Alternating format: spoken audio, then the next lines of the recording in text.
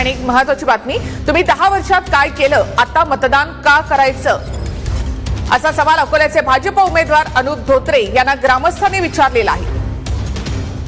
मतदारांचा जाब विचारतानाचा हा video social मीडियावर चांगलाच व्हायरल झालाय.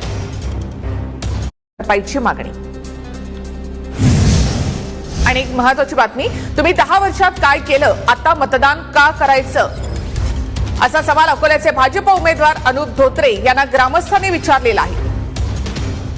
मतदारांचा जाब विचारतानाचा हा व्हिडिओ सोशल मीडियावर चांगलाच व्हायरल झालाय.